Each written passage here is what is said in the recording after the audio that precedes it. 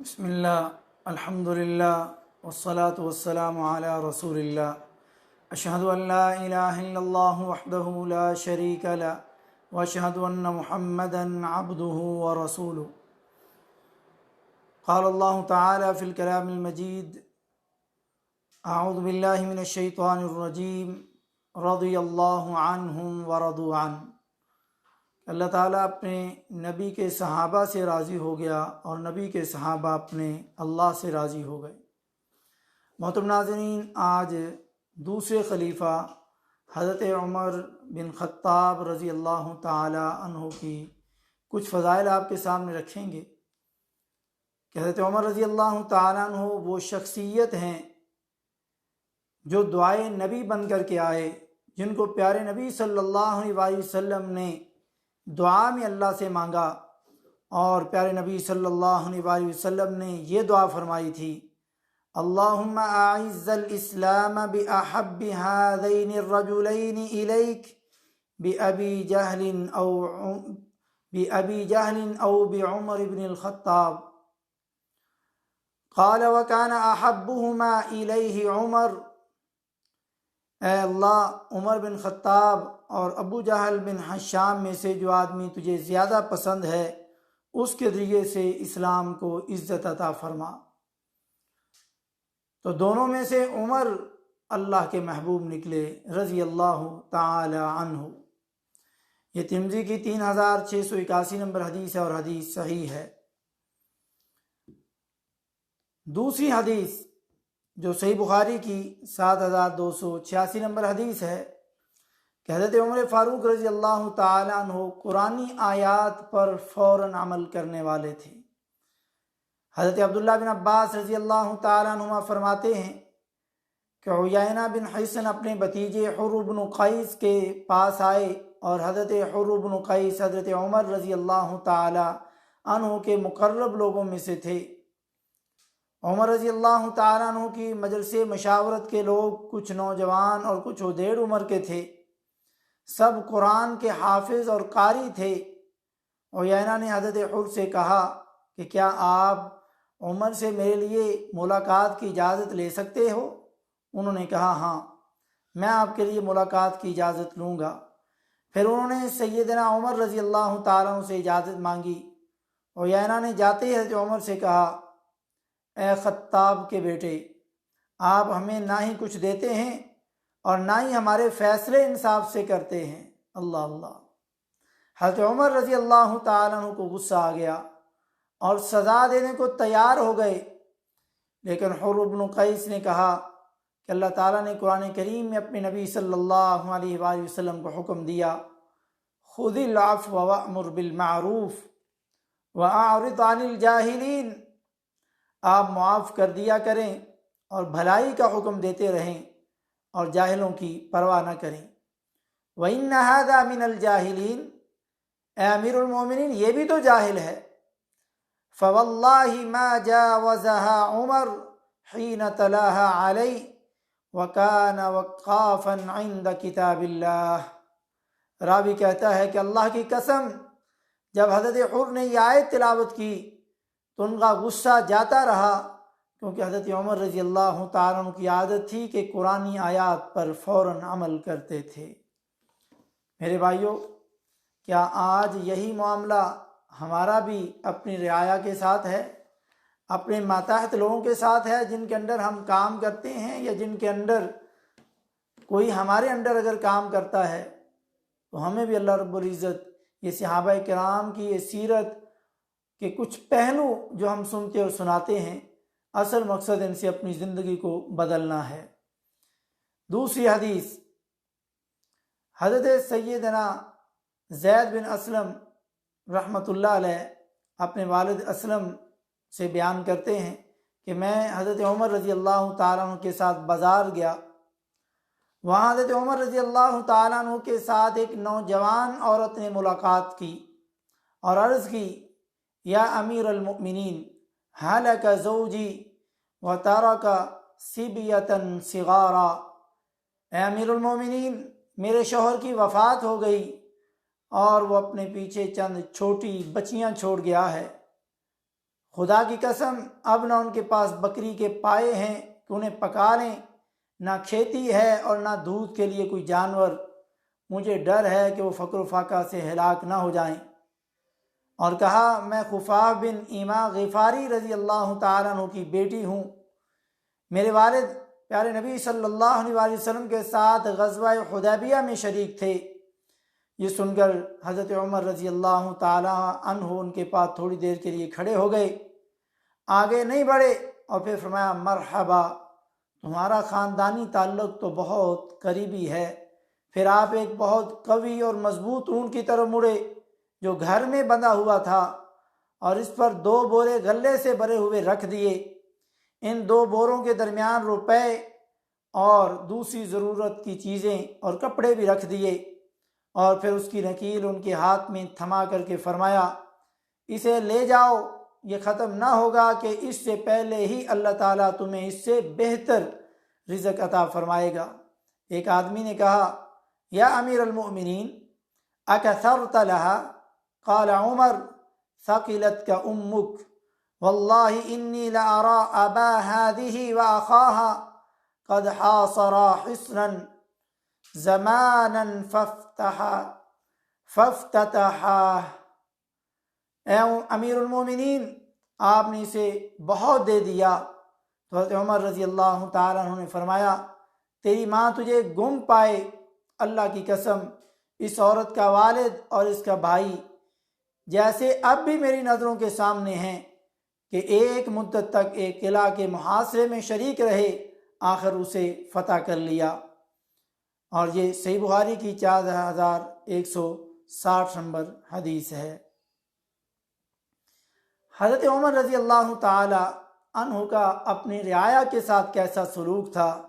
حضرت اسلم فرماتے ہیں کہ حضرت عمر رضی اللہ تعالیٰ عنہ نے اپنے ہنئی نامی غلام کو سرکاری چراگاہ کا نگران مقرر کیا تو اسے ہدایت دیتے ہوئے کہا مسلمانوں پر زیادتی نہ کرنا، واتق دعوت المظلوم فإن دعوت المظلوم مستجابہ، مظلوم کی بد دعا سے بچنا کیونکہ مظلوم کی بد دعا قبول ہوتی ہے۔ کیا آج بھی کوئی ایسا ذمہ دار ہے جو ایسی رہنمائی کرے اور ایسی فکر رکھے کہ میری رعایا پر ظلم نہ ہو اور ان کا ہر طرح سے حق ان کو دلایا جائے؟ اور یہ صحیح بخاری کی 3059 نمبر حدیث ہے۔ چوتھی حدیث، یہ محل کس کا ہے؟ حضرت ابو ہریرہ رضی اللہ تعالیٰ عنہ سے روایت ہے کہ ہم رسول اللہ صلی اللہ علیہ وسلم کے پاس بیٹھے تھے، آپ نے فرمایا کہ میں سو رہا تھا، میں نے خواب میں اپنے آپ کو جنت میں دیکھا، ایک عورت محل کے گوشہ میں وضو کر رہی تھی، میں نے پوچھا کہ یہ محل کس کا ہے؟ لوگوں نے کہا عمر کا، تو میں نے ان کی غیرت کا خیال کیا اور پیچھے ہٹ گیا۔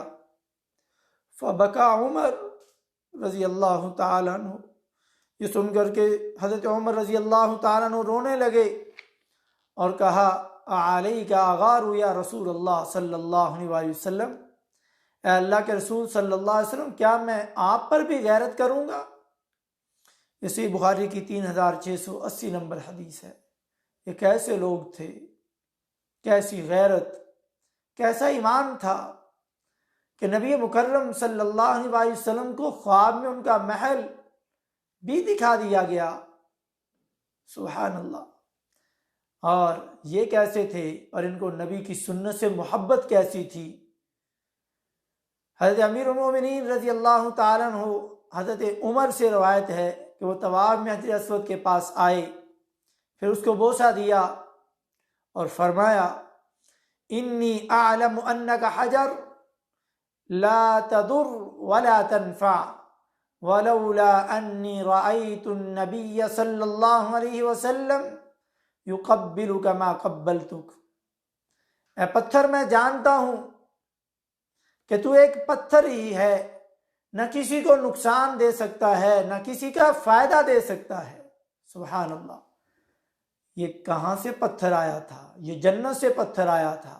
کون لے کے آیا تھا؟ جبریل امین لے کر کے آئے تھے۔ کس نے خانہ کعبہ کی دیوار میں اس کونے میں لگایا، سب سے افضل نبی نے لگایا۔ کس جگہ میں لگا؟ سب سے افضل جگہ کی دیوار، خانہ کعبہ کی دیوار میں لگا۔ 4 بڑی بڑی فضیلتیں اس حجر اسود کے اندر موجود ہیں، لیکن آپ نے کیا فرمایا؟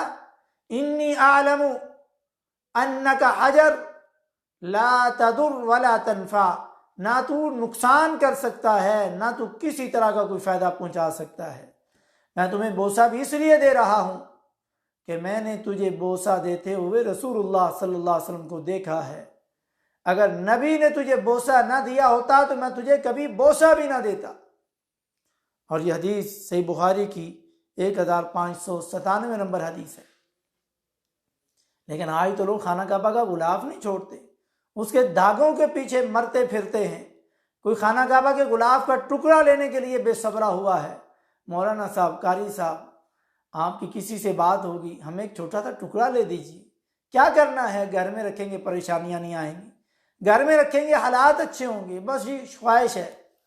خواہش یہ کیوں نہیں ہوئی کہ گھر میں رکھا جو قرآن ہے اس قرآن کو پڑھ لیں، سمجھ لیں، زندگی بدل لیں؟ نہیں، ادھر نہیں جانا ہم نے بس پرس کے اندر تعویذ رکھنا ہے، پرس کے اندر خانہ کعبہ کے غلاف کے داغے رکھنے، گاڑی میں غلاف کعبہ کا چھوٹا سا ٹکڑا رکھنا ہے، گھر میں رکھنا تاکہ پریشانیاں نہ آئیں۔ اس خانہ کعبہ کے غلاف سے لاکھوں گنا افضل یہ حجر اسود ہے۔ لیکن حضرت عمر کا عقیدہ سن لیں، سنت سے محبت کیسی ہے، اپنا عقیدہ کیسا ہے۔ فرمایا کہ تو کسی طرح کا کوئی فائدہ نقصان نہیں دے سکتا، میں تمہیں بوسہ بھی دے رہا ہوں تو سنت رسول صلی اللہ علیہ وسلم سمجھ کر کے دے رہا ہوں، اس کے علاوہ اور کوئی میرا مقصد نہیں۔ حضرت عمر کا ایمان کیسا؟ اے عمر، اب ایمان کا مزہ آیا۔ حضرت عبداللہ بن حشام رضی اللہ تعالیٰ عنہ سے روایت ہے کہ ایک دفعہ رسول اللہ صلی اللہ علیہ وسلم صحابہ کرام کی معیت میں جا رہے تھے، وَهُوَ آخِذٌ بِيَدِ عمر بن الخطاب رضی اللہ تعالیٰ عنہ، اور آپ صلی اللہ علیہ وسلم جناب عمر رضی اللہ تعالیٰ عنہ کا ہاتھ پکڑ رکھا تھا۔ جناب عمر بن خطاب رضی اللہ تعالیٰ عنہ نے نبی اکرم صلی اللہ علیہ وسلم کے ساتھ اپنی محبت، پیار اور الفت کا اظہار کرتے ہوئے کہا، اے اللہ کے رسول صلی اللہ علیہ وسلم، لَأَنْتَ أَحَبُّ إِلَيَّ مِنْ كُلِّ شَيْءٍ إِلَّا نَفْسِي، آپ مجھے میری جان کے علاوہ ہر چیز سے زیادہ عزیز اور محبوب ہیں۔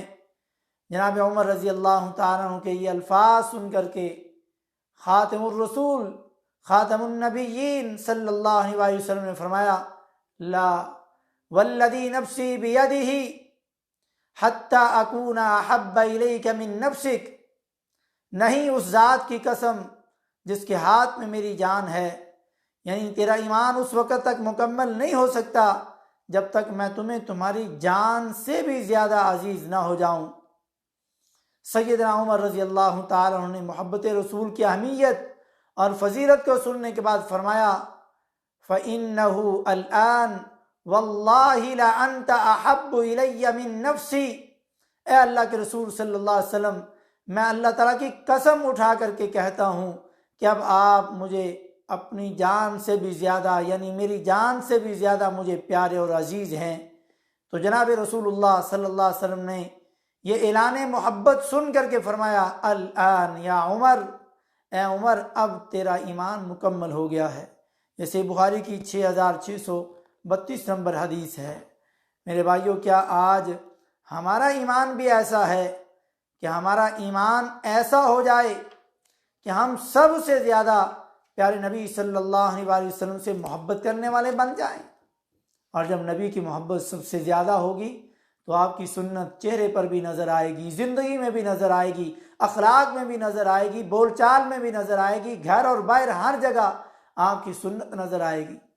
لیکن یہ تبھی ہوگا جب نبی سے محبت واقعتاً زبانی کلامی نہیں، حقیقی طور پر ہو۔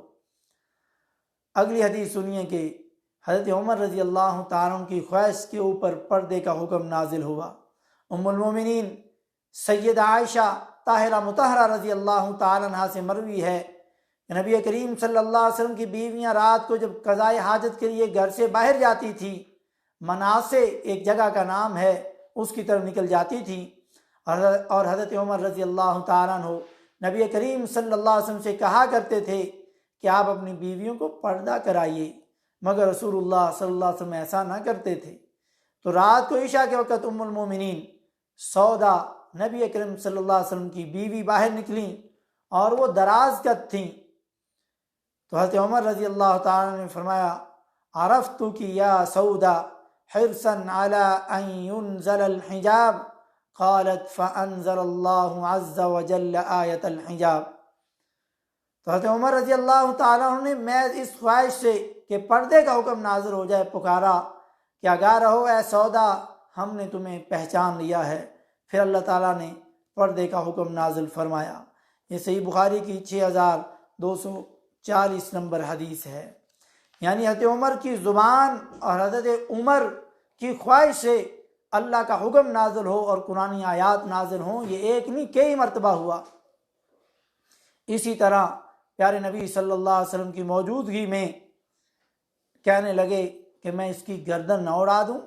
حضرت جابر بن عبداللہ رضی اللہ تعالیٰ عنہ فرماتے ہیں کہ ہم ایک جنگ پر گئے، ایک مہاجر نے انصاری کی دبر پر اس کی پیٹھ پر لات مار دی، تو انصاری نے انصار کو آواز دی اور مہاجر نے مہاجرین کو بلایا، یعنی قومیت کی بنیاد پر لڑائی کا ماحول پیدا ہو گیا۔ یہ معاملہ نبی صلی اللہ علیہ وسلم کے علم میں آیا اور آپ نے فرمایا ما بال دعوى الجاہلیہ، کہ جاہلیت کی پکار کہاں سے آ گئی۔ لوگوں نے آپ کو ساری بات بتائی تو آپ صلی اللہ علیہ وسلم نے فرمایا دعوها فإنها منتنہ، اسے چھوڑ دو، یہ گندی حرکت ہے۔ جب اس واقعے کا علم عبداللہ بن ابی منافق کو ہوا تو اس نے کہا کیا مہاجرین ایسا کرنے کی جرت رکھتے ہیں؟ ایسی جرت ان کی، اللہ کی قسم اگر مدینے میں واپس پہنچے تو ہم نعوذ باللہ ان ذلیل لوگوں کو مدینے سے باہر نکال دیں گے۔ اس بات کا علم نبی صلی اللہ علیہ وسلم کو ہو گیا تو حضرت عمر رضی اللہ تعالیٰ عنہ کھڑے ہوئے اور فرمایا دعنی اضرب عنق هذا المنافق، اے اللہ کے رسول صلی اللہ علیہ وسلم مجھے اجازت دیجئے میں اس منافق کی گردن اڑا دوں۔ تو نبی رحمت صلی اللہ علیہ وسلم نے فرمایا دعه لا يتحدث الناس ان محمدا يقتل اصحابه، کہ اسے چھوڑ دو، کہیں لوگ یہ نہ کہیں کہ محمد صلی اللہ علیہ وسلم تو اپنے ساتھیوں کو قتل کرتے ہیں۔ راوی کہتا ہے کہ ابتدا میں تو مہاجرین تھوڑے تھے لیکن بعد میں مہاجرین زیادہ ہو گئے۔ تو حضرت عمر فاروق رضی اللہ تعالیٰ عنہ کے اسلام لانے کے بعد اسلام کے اندر لوگوں کے اندر قوت آئی۔ امام ابن اسحاق رحمۃ اللہ علیہ نے اپنی بے مثال کتاب سیرت نبوی میں عبداللہ بن مسعود رضی اللہ تعالیٰ عنہ کا یہ بیان درج کیا کہ عمر بن خطاب رضی اللہ تعالیٰ عنہ کا قبول اسلام فتح کی علامت تھا، ان کی ہجرت، نصرت اور حکومت سراسر رحمت تھی۔ عمر بن خطاب رضی اللہ تعالیٰ عنہ کے قبول اسلام سے پہلے ہم کعبہ میں نماز نہیں پڑھ سکتے تھے، انہوں نے جب اسلام قبول کیا تو قریش سے لڑ بڑھ کر کعبہ میں نماز پڑھی، تب ہم نے بھی ان کے ساتھ نماز پڑھی۔ فتوحات اسلامیہ کا بیشتر سلسلہ امیر المومنین عمر بن خطاب رضی اللہ تعالیٰ عنہ کے عہد خلافت میں پھیلا۔ فارس، فلسطین، شام اور مصر کے علاقے انہی کے دور حکومت میں فتح ہوئے۔ یوں خلافت اسلامیہ کا رقبہ سلطنت روم فارس سے بڑھ گیا۔ اور حضرت عمر رضی اللہ تعالیٰ عنہ وہ شخصیت ہیں جنہوں نے ہجری کیلنڈر کا آغاز کیا۔ یہ آغاز کر کے مسلمانوں کی تاریخ کو ہجرت و جہاد یعنی غلبہ دین کی راہوں پر گامزن کر دینے والا پرحکمت کارنامہ تھا۔ اس سے یہ بھی ثابت ہوتا ہے کہ کسی کی سن وفات یا پیدائش کی اہمیت نہیں، اصل اہمیت عمل صالح اور محنت یعنی دعوت و جہاد کو حاصل ہے۔ عمر فاروق رضی اللہ تعالیٰ عنہ سال کی ابتدا کو کسی شخص یا اس کی پیدائش یا وفات کے دن سے منسوب کرنے کی بجائے ہجرت کے سبق آموز واقعات سے منسوب کیا۔ دنیا میں جتنے بھی کیلنڈر جاری ہیں اکثر شخصیات کے گرد گھومتے ہیں، ان کی پیدائش یا وفات، لیکن اسلامی تہذیب، اسلامی کیلنڈر اسلامی ثقافت و شعار کو اپناتا ہے۔ اللہ تعالی ہم سب کو پکا سچا مسلمان بنائے اور سنت رسول صلی اللہ علیہ وسلم کا شہدائی بنائے۔ اور حضرت عمر رضی اللہ تعالیٰ عنہ کے ان کے واقعات سے اپنی زندگی کو بدلنے والا بنائے۔ سبحان ربک رب العزت عما یصفون وسلام علی المرسلین والحمد للہ رب العالمین۔